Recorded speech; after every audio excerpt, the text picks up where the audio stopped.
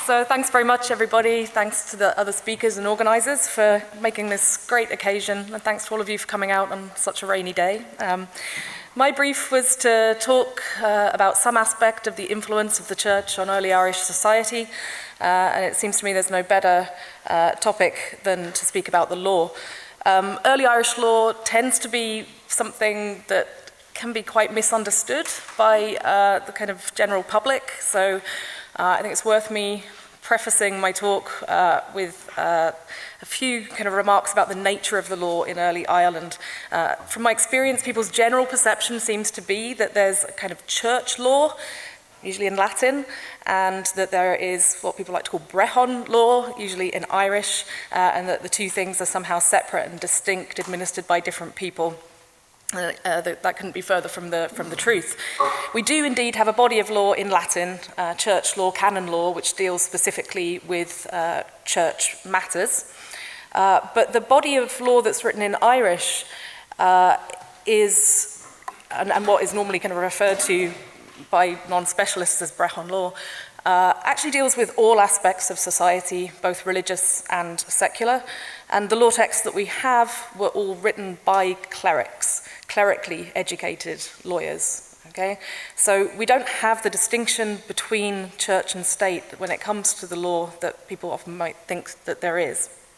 I'm only going to deal today with law written in Irish, and the distinction is not really, in terms of the types of law we have, is not between church law and state law, but it's rather in the forms of legal sources that survive.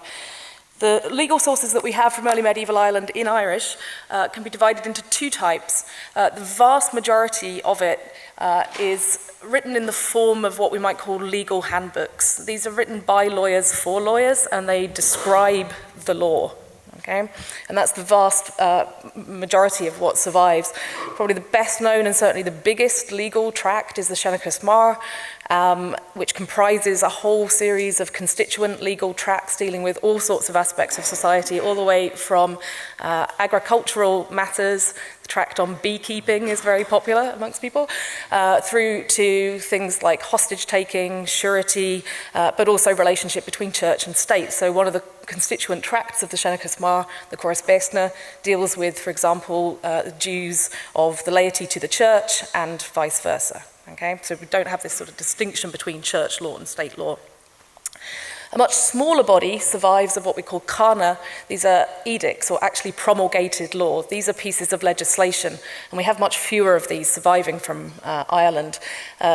I think, was it Jonathan or someone mentioned earlier, Cain Adamnan, which is probably the best known piece of promulgated law, which orders that payments be made to the church in the event that women, children, or non-combatants are injured in times of war.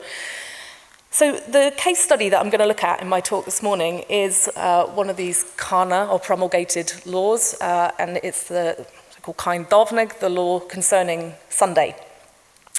Why are people legislating on the matter of Sunday?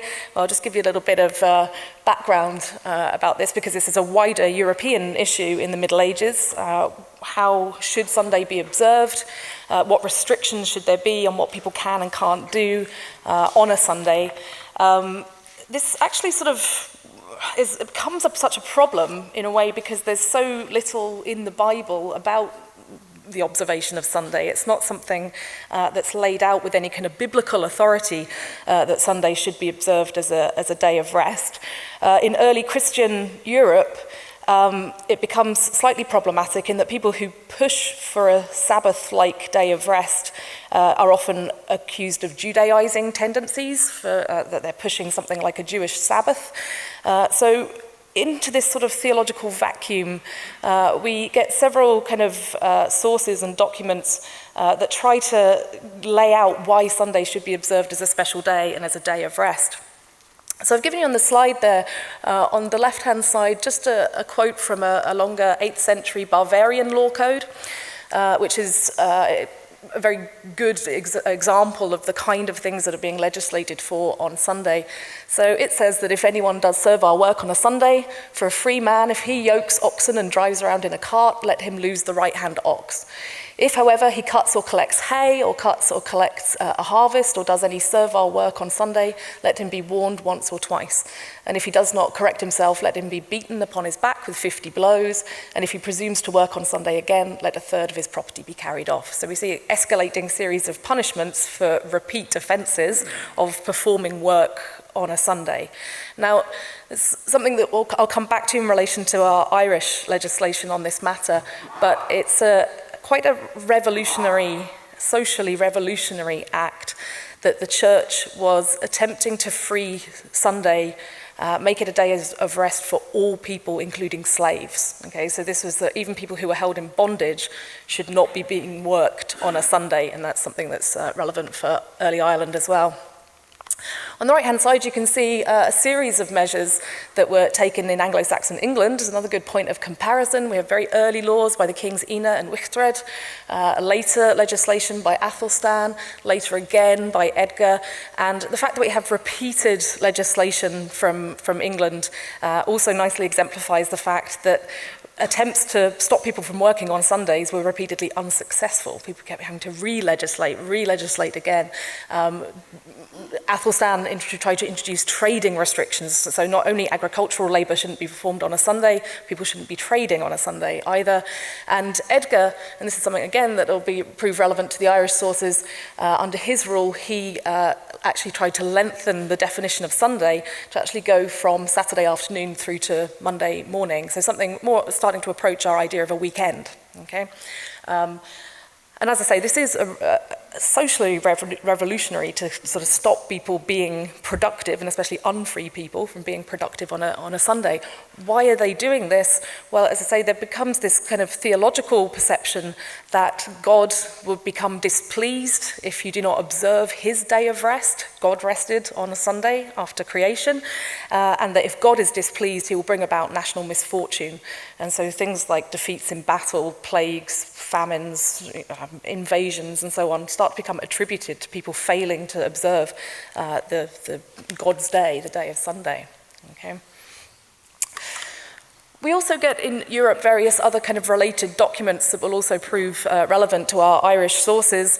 The so-called Letter of Jesus is very popular throughout medieval Europe, circulates in numerous copies, is translated into all the major European vernaculars, including Irish, as we'll see in a second. And this is supposed to be a letter written by Jesus himself. And the letter fell from heaven and landed on an altar, either in Rome or Jerusalem, depending on which version you're reading. And it outlines all the good things that will accrue to a kingdom that observes Sunday, and all the bad things that will happen to the kingdoms that don't. And this, as I say, it's probably written in 6th century Spain or Gaul, and it seems to be trying to supply something for this otherwise what's otherwise a theological vacuum, because the Bible doesn't really have anything to say about observing Sunday. So if you don't have any biblical authority for the observation of Sunday, it's helpful to have this letter from Jesus saying you should be observing Sunday. And the other kind of source that starts to accumulate is what we call Sunday lists. And these are lists of all the outstanding things that have happened on Sundays. They start with God's first day of rest after creation, and the lists get sort of longer and longer, and you start to find that actually everything happened on a Sunday. But some typical examples might be Christ's miracles at Cana and the miracle of the loaves and the fishes, and perhaps most importantly, we're told that Judgment Day is going to happen on a Sunday as well. And again, these lists in various forms circulate in European sources. So this is a Europe-wide problem trying to enforce people observing the day of rest on Sunday. So that introductory stuff brings us to Ireland, and Ireland, just as elsewhere, was trying to deal with this issue of the observation of the holy day. Now, there are three important sources that I'd like to talk about. One is the Irish translation of the Letter of Jesus. As I say, it was translated into most European vernaculars, and we have an Irish translation of it. I'm going to talk about three little narratives, which we tend to use the German term Strafwunder, which just means a miracle of punishment. And this will help to exemplify the way that little narratives circulate that are used to bolster the kind of legal provisions that are being made. And finally, Handbooks, which is the legislation itself. This is one of these edicts, promulgated laws that survives from early medieval Ireland. But it's just worth noting as well that these laws don't operate, again, within a kind of ideological vacuum, but rather the ideology that's being outlined in various pieces of legislation, you can often find being supported in the narrative literature and in other types of cultural or literary production. So we have, for example, a very nice tale, Tocfach Begola, The Wooing of Begola, which the whole plot of the narrative circulates on a violation, transgression of the rule against travelling on Sundays. So this kind of narrative literature that's all about an otherworldly woman who comes and marries this Irish king and so on, but actually the plot is all about transgressing the rule of travelling on Sundays. Okay? And we also get sort of poetry, again, composed on the importance of Sunday observance. So these legal sources that I'm going to look at have a wider kind of cultural literary context. Just a little word on sort of previous academic approaches to Handbooks. Handbooks is the unloved bastard child of early Irish law, because whereas other, like Cain Adamnan and other kind of promulgated law we have, and the legal handbooks like Seneca's Mar and so on, have been a great deal of scholarly interest in those and a great deal of great scholarship, but people sort of always looked a bit askance at Handbooks. Vernon Hull, whose translation of the text I'm going to use on the slides in a bit, says, strictly speaking, Handbooks is not a law tract. It does not form part of the Seneca's Mar, nor was it apparently ever enforced. Well, just to take the first part, he's saying it's not a law tract because it's not part of the Seneca's Mar. The Seneca's Mar was written in the 7th century. Handbooks was written in the 9th century. So by definition, of course, a 9th century law can't be part of the Seneca's Mar. I mean, it seems an odd statement to make, really. But the idea that it wasn't actually enforced, I would dispute quite strongly, and I think we do have evidence that there were at least attempts to enforce this law. As we've seen throughout Europe, these attempts were generally unsuccessful, but that doesn't mean that people weren't trying to enforce these laws, okay? And perhaps most damningly, in his monumental Corpus Juris Hibernici, Daniel Binchy, this is the fundamental edition, the text of all of early Irish vernacular law, but he didn't include Handbooks. Again, I think influenced by this idea that it's not a real law tract. But if we turn to the actual medieval Irish sources, we see Handbooks described as Cethra Cana Éireann, one of the 4 edicts of Ireland, one of the 4 most important laws. And the law contains detailed information about how it should be enforced. So to my mind, the opinions of Hull and others is just not supported by the evidence. I think we should take this seriously as law and as a serious attempt to enforce it. Okay, so as I say, we've got 3 sort of interrelated things that I'm going to look at. And the first is this letter of Jesus, the Irish translation, adaptation of the Latin letter that was circulating. And what's important is that in a lot of the surviving manuscript copies of this text, the letter and these narratives and the law texts, they travel together in the same manuscripts, okay? So clearly the letter of Jesus is supposed to be read alongside Handbooks. These are mutually supporting documents in some respects, okay? So just to give you a flavour, this is a nice manuscript 23N10 in the Royal Irish Academy, and to give you a flavour of the kind of stuff that the letter of Jesus says, it's things like Christ, Son of the living God, suffered cross and martyrdom on behalf of the human race and rose from the dead on Sunday. And even on that account alone, Sunday should be kept holy. And on that day, he will come to judge the living and the dead. And it is right that everyone should heed it. So again, this idea that Judgment Day is also going to come on a Sunday as well, and another reason why it should be observed. Whosoever shall not keep Sunday, says the Heavenly Father, within its proper boundaries, his soul shall not attain heaven. And this is a beautiful image, terrifying, but beautiful. Whatsoever horse is ridden on a Sunday, it is a horse of fire between the thighs of its rider in hell. The ox and the bondman and the bondwoman on whom wrongful bondage is inflicted on Sunday, the eyes of all of them shed towards God tears of blood, for God has freed that day for them all. Okay. And there's a lot going on. This is quite rich imagery because it's this idea that the actual nature of your transgression, in this case he's suggesting just going on a journey on horseback on a Sunday, is going to be reflected in your ultimate post-mortem punishment, a literal kind of horse of fire between your thighs in hell. So the nature of your transgression is then mirrored in your punishment in the afterlife. But again, it returns to this idea of slaves, male and female slaves, being forced to work by their owners on a Sunday. Even slaves should have a day of rest, one day a week, because Christ's sacrifice was for all mankind and not simply for free individuals. So it's quite theologically quite rich. But it has some typical kind of Irish elements in it, especially the image of the horse of fire between the thighs of the rider crops up in other early Irish religious texts as well. So it's, on the one hand, participating in a European phenomenon, the letter of Jesus. We get all the different versions of them, and yet it's very distinctively reflecting Irish concerns as well. Okay, so you have something like the letter. Its authority comes from the fact that it's supposed to be written by Christ, that it's fallen onto an altar, and it outlines why Sunday should be observed. Another, and this is quite another distinctive aspect of early Irish law, quite unlike law codes that we find on the continent and in Anglo-Saxon England at the same time, is that early Irish law very, very often has supporting narratives embedded in the legal tracts. So stories that exemplify the working of the law, basically. And we don't tend to get this narrative element in other medieval law codes. So, but we have in our same manuscript then 3 very, very short, you can hopefully see the big initials at each one, that's how short each little narrative is, but they're 3 little short stories that tell us of bad things that will happen if you fail to observe Sunday. So I'll just show you the first one. And these are really sad, I'm just going to warn you. Okay. So once on a Sunday, there was a certain Caelar Day, a client of God, an ascetic, and he saw something. A small boy coming towards the ecclesiastical precinct in which he was, and a bundle of firewood with him.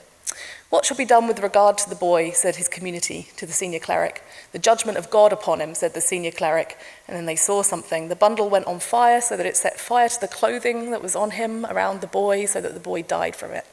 Hence it is said, and that's all in prose, and then we get in the manuscript a little quatrain of verse, and the verse says, the little boy on a Sunday brought the bundle with pure fortune, the bundle burnt his little cloak, and the little boy was separated from his soul. Okay? So just the idea that just for carrying firewood on a Sunday, that God would intervene to burn this little boy to death, shows the kind of severity with which this issue is being regarded, that even a minor, what might seem like a minor transgression, carrying firewood on a Sunday or gathering firewood on a Sunday, can, in this little narrative, have a fatal punishment. The second one, not quite so bad. There was a certain other senior cleric, moreover, there in his oratory. An angel of God used to come to him every nones, that's at the canonical hour, with his ration. And while he was going around the burial place on a Sunday, he threw a small chip of wood with his staff from the path that he was on. He was deprived of that heavenly ministration from one canonical hour to the next. So when an early Irish author says one canonical hour to the next, he means actually a 24-hour period. So from nones through to nones the next day, there was no food for the cleric because he had cleared his path, i.e. moved one little chip of wood off his path, and that was considered to be working on a Sunday. And again, we get a little verse, a little poem. The senior cleric who cleared his path on Sunday, it was regrettable for him. The heavenly ration didn't come to him. The reproach was very something. And then there's a word there, I have no idea, scramvow. That doesn't look like Old Irish to me. It must be a scribal error in the manuscript or something. It's certainly not attested in any dictionary. But anyway, I assume it's something bad. That's I'm not able to translate it. And then finally, the third little narrative of punishment tells us that there was a certain group of people going around the burial place on a Sunday, and they saw a drove of cattle in the vineyard. Let the drove be taken out of the vineyard, said the people. They will not be taken, said the senior cleric, because of Sunday. And a certain pilgrim of the Gaels, who was in monastic orders, went to bring the cattle out of the vineyard. The senior cleric is told about this, and he did not like it.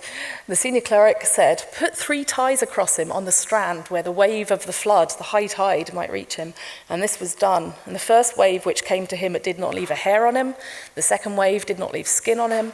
And the third wave did not leave a flesh on his bone of his. So he's basically flayed by sort of tied up on the strand and flayed by the waves. Hence it is said, and we have another little verse, "A certain person went into the vineyard on splendid Sunday. 3 waves came to him so that his bones were stripped bare." And it really struck me. I don't know if any of you have seen the Martin Scorsese film Silence, but in a very, very different context, you have exactly the same punishment. So hence the still from the image of people essentially being kind of flayed by the waves whilst being kind of crucified in that instance.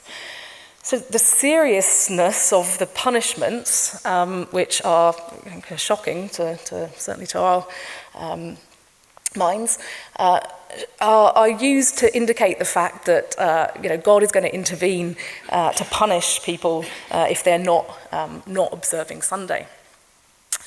But thus far, then, what we've looked at is the letter of Jesus, which is, as I say, sort of trying to provide some kind of divine authority for the reasons why Sunday should be observed.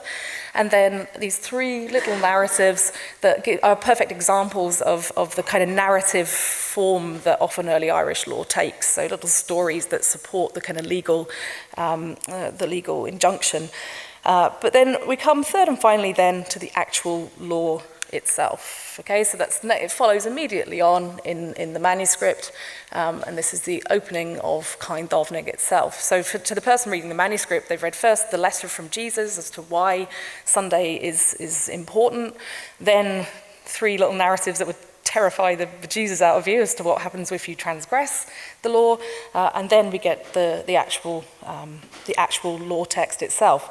And as I say, I see no reason to suppose that this is a law that wasn't enforced, because it actually gives us a remarkable amount of detail as to how this law is expected to be enforced, and the fact that it is in fact promulgated. So again, just to give you a little flavour of what the law text actually reads like, it says, for example, that any man who is in his immediate vicinity, and any companion and any ne'er-do-well of the kin who does not sustain this spiritual directive, including the sanctity of Sunday, he who shelters him and gives him refection and does not hand him over to the kin to face justice, on him devolves his liability before men and his sin before God. So not just the person who's actually transgressing Sunday, but if you're protecting the people who are transgressing Sunday, there's going to be punishment to be faced. Indeed, any hostage and any surety and any lord who does not sustain the rule of this law, and any judge who does not give true judgments in accordance with its regulation, together with reading it aloud constantly on his part, let the man who sues fast against them in the name of God and Patrick, so that he shall not hear them when it shall be most needful for them, so that Patrick shall not be a spokesman for their souls. Okay. And again, and this is that was there also in the Sunday letter, is the idea that the punishment for transgressing this law is not simply an earthly punishment. There is an earthly punishment, fines and confiscation of land for repeat offenders, just as we saw in the European Law Code. But there's also a consequence in the afterlife, and that you're going to be this idea that Patrick is going to be a spokesman for the Irish on Judgment Day. He will advocate for your souls to ensure that you are not damned. But if you have transgressed the law of Sunday, Patrick will not advocate for you at Judgment Day. So we have earthly punishments, which, in the questions earlier where people were talking about skepticism. So, for the skeptics out there, what might make you observe Sunday is the fact that you're going to have to pay 3 heifers in a fine if you've been observed transgressing. And for the more devout, the idea that you will not have a spokesman for your soul at Judgment Day, and that you'll be damned and condemned for the transgression. And the worldly punishments and the spiritual punishments interact together and reinforce each other to reinforce the effectiveness of the kind of the legislation. Am I told that whosoever shall prosecute this law of Sunday without favour, without partiality, and without false pleading against even his father or his mother or his kinsman, shall receive no harm therefrom in the sight of God or of man, and the complete blessing of the people of heaven and of earth shall be upon him, as it has been bequeathed in the epistle that descended from heaven onto the altar of Rome. This it is that has been ordained on the royal throne of heaven. Therein the sanctity of Sunday is reckoned from the hour of late afternoon on Saturday to the end of matins on Monday. So, first thing to note there is the fact that in the legislation it's referring back to the letter of Jesus that we encountered at the beginning. So the way that these separate documents are actually supporting each other and providing a kind of mutually supportive legislative framework, as it were. So he refers to the letter that's descended from heaven, but also the fact that even the definition of Sunday as extending from Saturday afternoon through to Monday morning is again exactly as we saw in Anglo-Saxon England, where it was extended by Edgar beyond the simple kind of day of Sunday itself. Again, this repeated insistence that it's not only the people who transgress the law themselves that will be that will face punishment, but those who fail to report other transgressors. This idea that you should even plead against your own father or mother or kinsman if you know that they have been transgressing this law. But again, this idea that you'll get your reward in the next life for having, betrayed your own family, but hey, God will be approve of this, and you'll have blessing in the next life. So what we have here then, I would argue, is a series of mutually reinforcing texts, the letter, the miracles, the legal text, that function just as we see other early Irish legal texts functioning. As I say, it's a characteristic of early Irish law that it tends to have these supporting narratives, often as leading cases or legal precedents, and the narrative is embedded within the kind of legal framework, and we certainly seem to have an example of that here. But I also would argue that we do have a law that it was at least attempted to enforce, and the legal text itself is very clear on the idea that one thing that does trouble me is that if there are witnesses to you travelling on a Sunday, that would imply that they were also travelling on a Sunday and thereby also transgressing the law. But anyway, if people know that you have been travelling or working on a Sunday, then it's repeatedly stated that they are obliged to report this.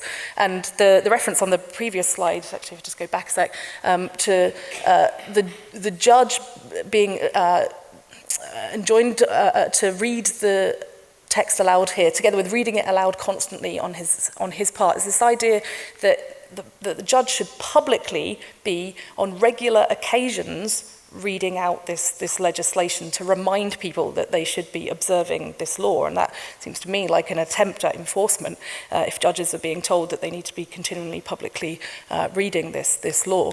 So contrary to kind of some earlier perceptions that this is the sort of poor child of early Irish law, I think it's one that does need to be taken as seriously as other kind of surviving law texts that we have from early medieval Ireland. So I hope that this kind of example has given you an idea of how legislation can work. I think the most important thing is the way that it reflects the fact that we have no clear division between church and state. It's clearly judges and kings who have to enforce this law, judges that are supposed to be reading it constantly aloud and judging fairly on cases where there are transgressions of Sunday, and yet it is something that clearly serves only a spiritual purpose. And the thing that makes Sunday laws so difficult to enforce, not only in Ireland but throughout Europe, was this, as I say, radical idea that even slaves should be given a day off, and the forces of economic productivity, which tended to be one of the primary interests of kings, was at odds with the statement that God had saved a day for everyone to have a day at rest. And trying to stop kings, landowners, wealthy farmers, and so on, who owned slaves from making their slaves work on a Sunday was actually a socially revolutionary act. Whether it was enforced successfully, unfortunately, we don't have, and the one thing we don't have surviving from early medieval Ireland is court records. We don't have procedural records, so we don't have examples of cases where people were tried or convicted of transgressing these laws. But that being said, they should still be taken seriously as one of the effective ways in which the spiritual direction of the church was being used to influence early Irish society, because there was this ideological perception that if God was displeased, it would lead to far greater catastrophes such as famine, plague, and warfare. So, thanks for your attention. Thank you.